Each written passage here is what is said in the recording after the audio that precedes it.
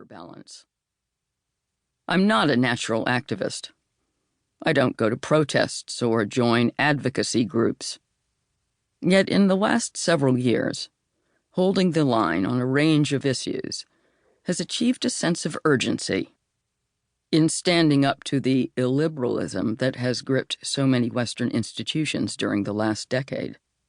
I have plenty of stalwart company in the nonfiction realm, but fellow fiction writers who've stuck their necks out to defend the freedoms on which our occupation depends have been disappointingly thin on the ground.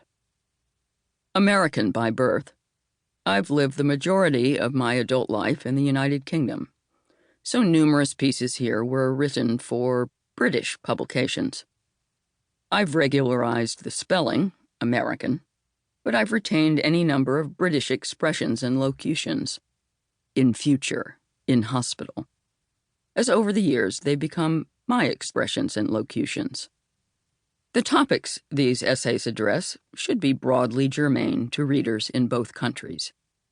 While most of this collection was previously published, readers would have considerable difficulty locating these 35 best-of essays in the morass of nearly 1 million Google hits on my name.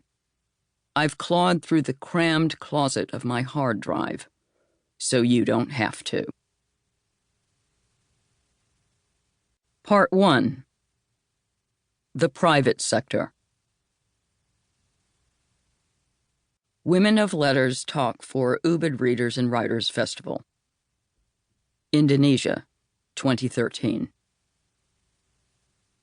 Dear Lionel, I bet you're surprised to hear from me. But I'm at a literary festival in Bali. Yes, Bali. And I've been asked to address the time it didn't work out. In your case, it didn't work out for 12 solid years. It, of course, being your career. You're sure to find it astonishing that I look back on the murky period in which you're still mired with nostalgia. After all, you're often depressed. You've written book after book and no one cares. Barely a soul has ever heard of you. In the rare instances that you attend social occasions, then claim you're a novelist, you often invite the withering inquiry, "Oh, have you published anything?" It's humiliating. But you suck at socializing, so you're better off staying home. Granted, it's naive to encourage anyone to ignore what other people think. Everyone cares what people think. But from childhood, you've cared a smidgen less about others' opinions of you than your peers do. And comparative obliviousness lends you an advantage. Indeed, a word of warning. In future, you will be awash in other people's opinions of you, not all of them kind. And even the fawning variety will become a curse. For now, glory in your anonymity. Being a nobody is fabulous. Other people stay out of your business. They leave you alone. We now own a small house in London.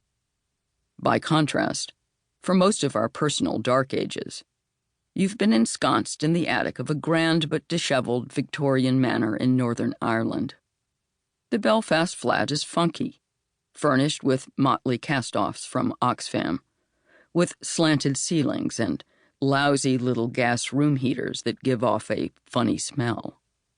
But though you're only renting, you have a more profound sense of ownership of 19 Notting Hill than we now have of the London semi-detached to which we hold the deed.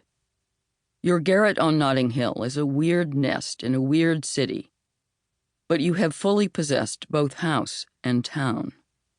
You give loud dinner parties for good friends, served on chipped charity shop Victorian crockery. Mornings, you close your study door, switch on the reeking gas fire, draw the drapes, and pull up a chair to your tiny Toshiba laptop, to crawl into your own little world within your own little world. You realize that we still have dreams about Notting Hill? Because it was deeply our house.